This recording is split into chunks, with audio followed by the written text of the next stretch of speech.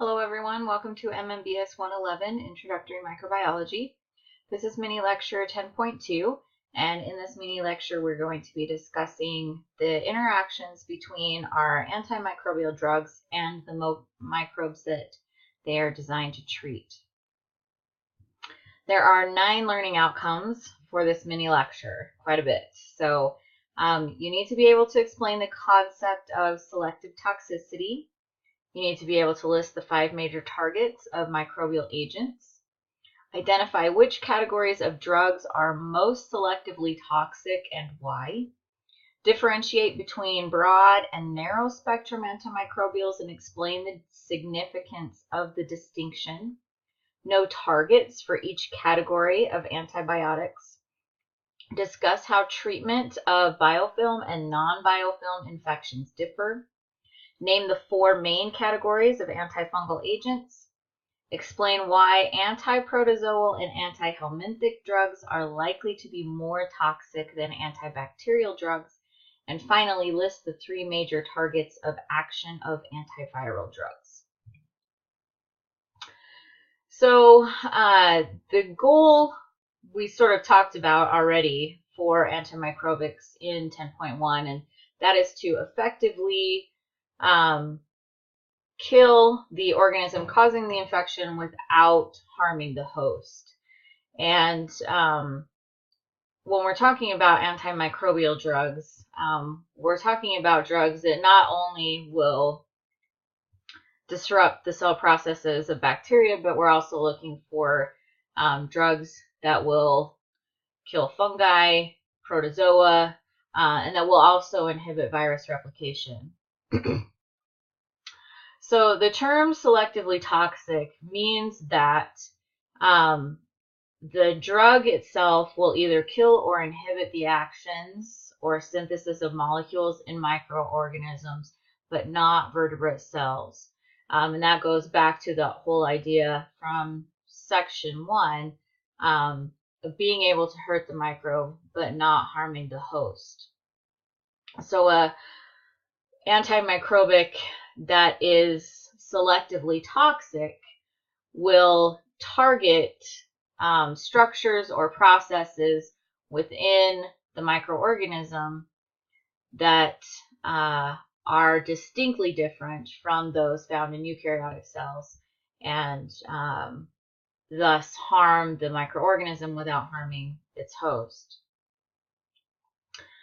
Drugs with excellent selective toxicity block the synthesis of the bacterial cell wall. These are penicillins, penicillin derivatives, and they are the most selectively toxic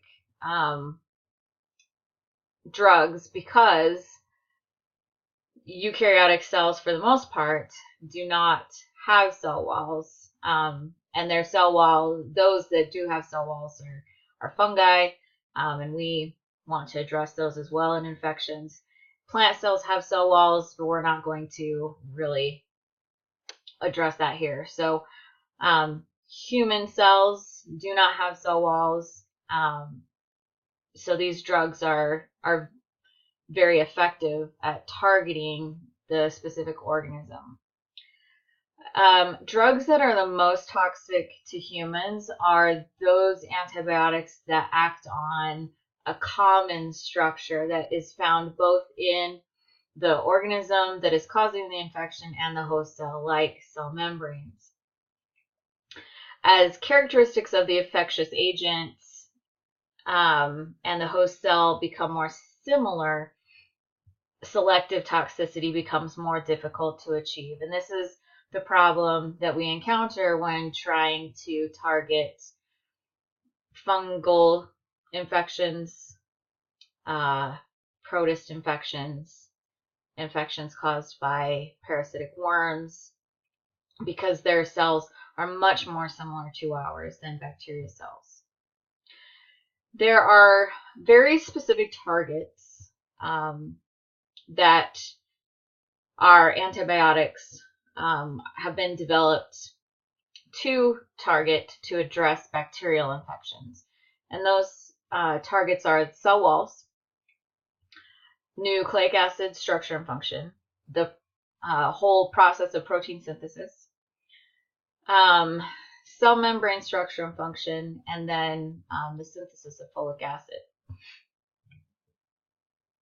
So this image is from your text, and this shows the cell targets as well as those drugs that have been developed to specifically address those targets. So protein synthesis, there are a number of drugs that target different aspects of protein synthesis. They either focus on one of the two subunits that form the ribosome, or they focus on the initial process itself. There's also drugs that target the cell wall, both its synthesis and repair. There are some antimicrobics that will cause the membrane to become more permeable. Some drugs are going to target DNA or RNA, either the synthesis or specific enzymes that are involved in synthesis. And then there are some drugs that are going to target folic acid synthesis in the cytoplasm. And this is important because certain bacteria, well, all bacteria pretty much, are not able to synthesize their own folic acid. So there are certain processes that they have to go through in order to do that. So we have different levels of activity when we talk about antibacterial or antimicrobial drugs.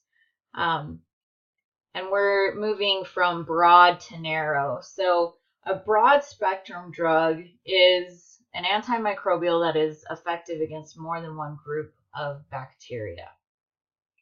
They could be effective against both gram-negative and both gram-positive organisms. They could be effective against a number of groups like staph and strep and rickettsia. So they have a broad range of activity. Narrow spectrum drugs typically target a very specific group of bacteria. So they might focus only on gram-positive organisms, or they might specifically target staph species. The penicillins originally were a narrow spectrum antimicrobial. And they became fairly susceptible to microbial attacks and drug resistance. We have since sort of chemically altered the penicillins to improve its effectiveness over time. So there are some penicillin derivatives that are more effective and have a broader spectrum of activity. This image is also from your text, and it just shows a comparison of different microbial or antimicrobial agents and their range of effectiveness against different groups of organisms. So you can see that the tetracyclines are very broad spectrum. They are effective against a number of different groups of organisms. Carbapenems, sulfonamides, penicillins also have somewhat broad spectrum. They're effective against multiple groups. And then you have others like the polymyxins, tobramycin, that are very narrow in their spectrum of effectiveness. So let's talk about some agents that treat fungal infections. As I mentioned before, eukaryotic cells, when we're talking about treating infections, those that are caused by eukaryotic organisms present some unique problems, and that's because their cells are so similar to ours. So first of all, drugs that are designed to act on bacteria are not effective against fungi because they don't have the same structures. Fungi are eukaryotic, bacteria are prokaryotic. Their structures and composition are very different. So because our cells and fungal cells are similar, there are only a few agents that we have found or developed that really have effective antifungal properties. And those are listed here in the table. So we have the macrolide polyenes, the azoles, echinocandins, and nucleotide cytosine analogs. And these are some examples here of each of those groups of drugs. And then their action. So the macrolide polyenes, they're going to bind specifically to fungal membranes, and they're going to cause those membranes to lose their selective permeability. So they become more permeable to compounds in the environment. The azoles are going to interfere with sterol synthesis in fungi. Remember, sterols are compounds that are found within the fungal cell wall. Echinocandins inhibit fungal cell wall synthesis. And then nucleotide cytosine analogs, these are variants of nucleotides that get incorporated into the DNA, and then they later on affect transcription and translation.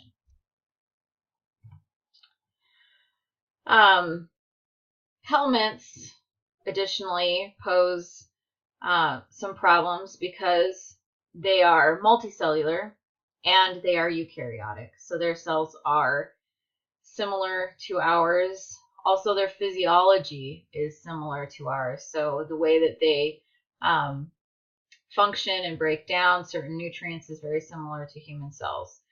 Blocking reproduction does not affect adult worms. So drugs have not been effective in treating worm infections by just addressing reproduction. The most effective drugs for treating helminth infections are those that immobilize, disintegrate, or inhibit the metabolism of all stages of the life cycle. So you have to address the adult worm as well as the egg and the larva stage.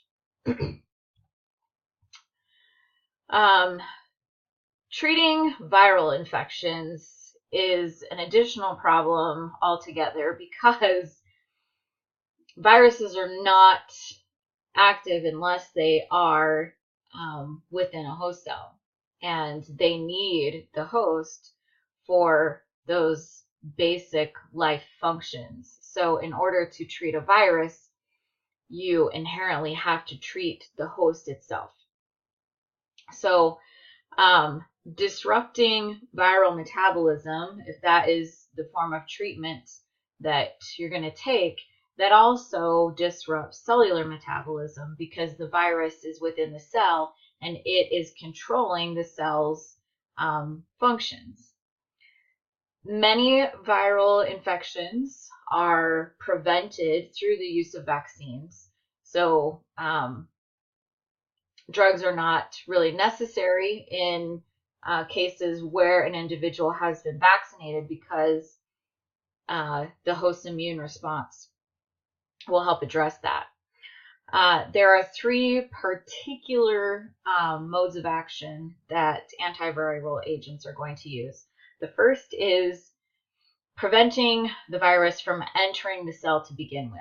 And we can do that by inhibiting the cellular receptors or the viral receptors, preventing adherence, and interfering with the uncoating process once the virus enters the cell. The second way is through the inhibition of nucleic acid synthesis. So we can use nucleotide analogs. These are variants of nucleotides that will interfere with DNA replication, transcription, and translation. And then some drugs also inhibit viral assembly and release. And that is the end of section 10.2. These are our check-in questions, so make sure you go through these and can answer them appropriately. Our critical thinking question for this section is right here. It says tetracyclines are considered broad-spectrum antibiotics because they are effective against a variety of different groups of bacteria. What is the mechanism of action of tetracyclines? So think back to what we discussed and what is the mechanism of action of tetracyclines? What particular structure do tetracyclines target? I'd encourage you to review the chapter, especially the table that discusses each of the groups of antibiotics and what their specific cell target is, and then come back and check your answer. And I hope this video was helpful.